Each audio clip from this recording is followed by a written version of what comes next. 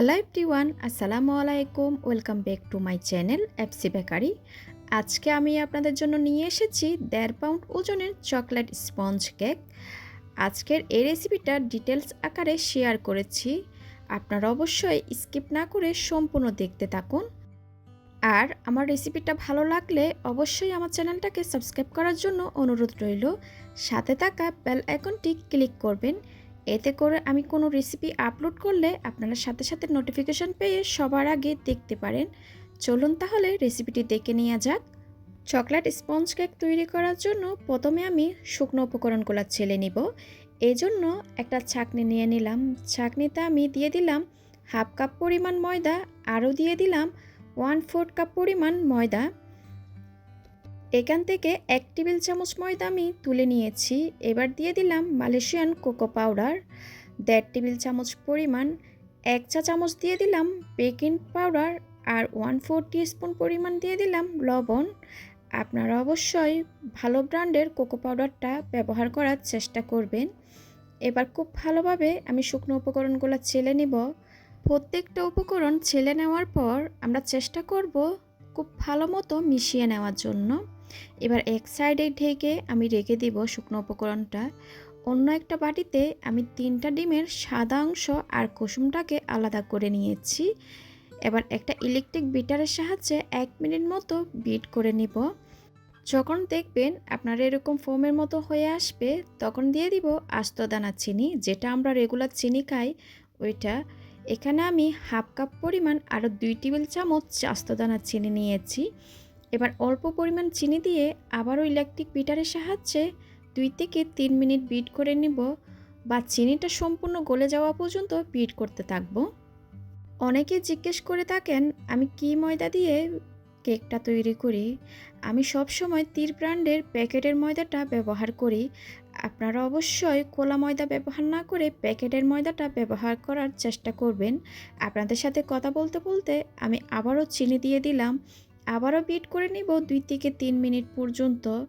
আমি অবশ্যই আস্ত দানা চিনিটা 3 থেকে 4 বারে আমি মিক্স করি। এতে করে চিনির দানাটা খুব ভালোভাবে গলে যায়। যারা আমার চ্যানেলে নতুন এসেছেন প্লিজ সাবস্ক্রাইব করার জন্য অনুরোধ রইল। আমার চ্যানেলে অনেকগুলো কেকের রেসিপি আছে, আপনারা চাইলে ওইখান থেকেও দেখে নিতে পারেন।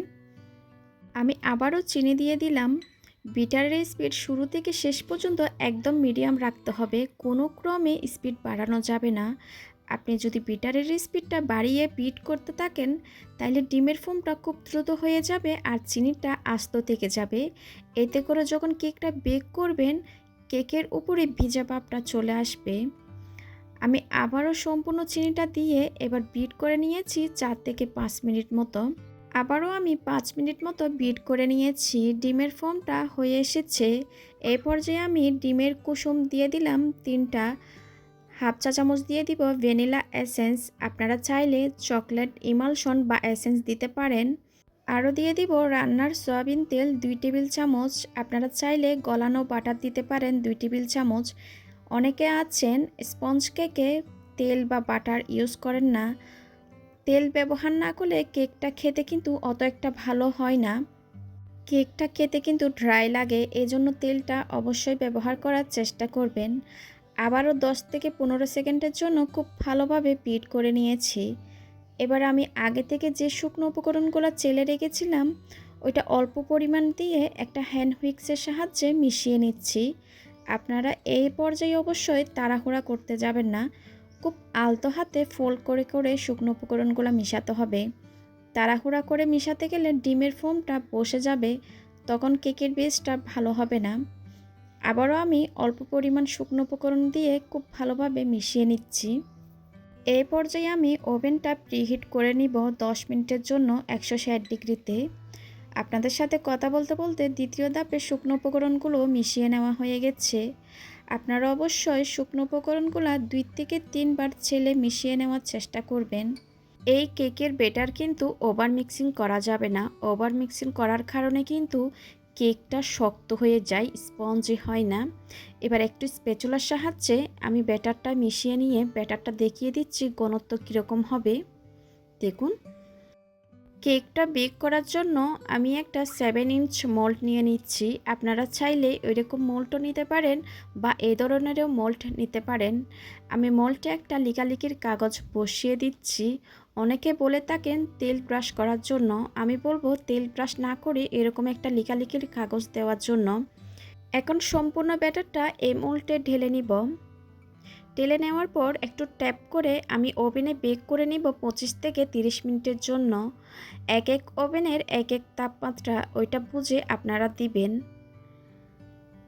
আমি একটু হাত দিয়ে চেক করে আপনাদেরকে দেখাচ্ছি। কেকটা দেখুন, উপরে কিন্তু কোনো ভেজা ভাব নাই। আপনারা দেখে বুঝতে পারছেন কেকটা কিন্তু অনেক বেশি সফট হয়েছে আর একটুও চুপসে যায় নাই। আপনারা যদি আমার রেসিপিটা হুবহু ফলো করেন, আপনাদের কেকও অনেক বেশি সফট হবে আর স্পঞ্জি হবে। এবার একটু স্লাইস করে আমি আপনাদেরকে দেখিয়ে দিচ্ছি। আজকের এই কেকটা আমি 3টা ভাগে স্লাইস করব। আপনারা চাইলে 4টা করতে পারেন। এটা হাইটের দিক দিয়ে একটু উঁচু হয়েছে, এজন্য আমি 3টা ভাগে ভাগ করে নিচ্ছি। তো আমি আশা করছি আমার আজকের এই রেসিপিটা আপনাদের ভালো লেগেছে। ভালো লাগলে প্লিজ আমার চ্যানেলটা সাবস্ক্রাইব করার জন্য অনুরোধ রইল। আর আপনাদের কোনো প্রশ্ন থাকলে কমেন্ট সেকশনে গিয়ে কমেন্ট করে জিজ্ঞেস করতে পারেন। আজকের ভিডিও দেখার জন্য সবাইকে অনেক ধন্যবাদ। সবাই খুব ভালো থাকবেন। আল্লাহ হাফেজ।